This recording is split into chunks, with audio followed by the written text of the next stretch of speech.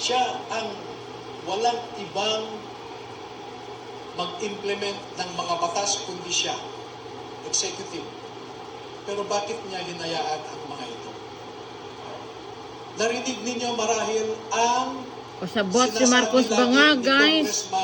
Bideliver sa bahay niya sa Ilocos Norte mismo at sa Forbes. Ay kinumprontan ni PBBM si Speaker Martin at sinabi niya, ano ba Martin, Saldi, ilang bahay ba ang gusto nyong bilhin? Ilang steak ba ang gusto nyong kainin? Alam ni PBBM ang pagnanakaw. Putragis. At Grabe. alam po ninyo, bata pa lang sila. Takot Kawatan. si Martin Romualdez kay BBM. Pati nga si Jack Enrile, nabalitaan ko, takot kay BBM. Oh? Nung bata pa sila. Sa tingin nyo ba, kikilos si sino man dyan na hindi alam o hindi inutos ni BBM? Pero marami pa po kaming ilalabas na mga datos Ebidensya. na gaya ng sabi ko kanina, hayaan nyo muna kaming ilahad. Mag-ingat kayo, guys. Delikado ang mafia ngayon. Under Marcos administration. Ombudsman.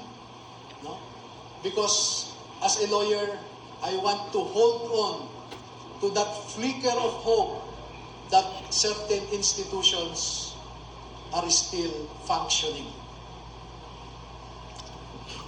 Sorry, ma'am, sorry, sundatin ko lang ng isa pang follow-up. Attorney, ano pong garantisya na meron tayo na uusad po yung ating pagtungo sa ombudsman? Dahil alam naman po natin hindi yan uusad. Tama. Sana po sa amin ng mga Pilipino ninyo, nakaharap nyo ngayon, ninyo ilahat ang mga dokumento nyo. Alam ko po yung concern natin na ganyan. Pero pagbigyan nyo lamang kami na kumapit Jesus. That's very difficult, sa guys. naiiwan pa nating pag-asa na gumagalaw ang ating institusyon. Supreme Court. Pero alam ko po, walang mangyayari dito. But I do not want to prejudge how Ombudsman Remulla will act on it. I still hope that he will remain true to his oath of office.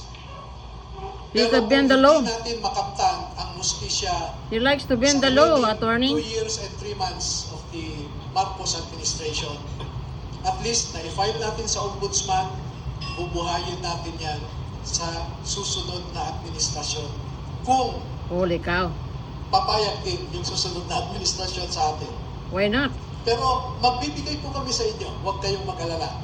Uunahin lang namin ang Office of the Ombudsman at ibang opisina. We will send you a soft copy. No? We'll just get your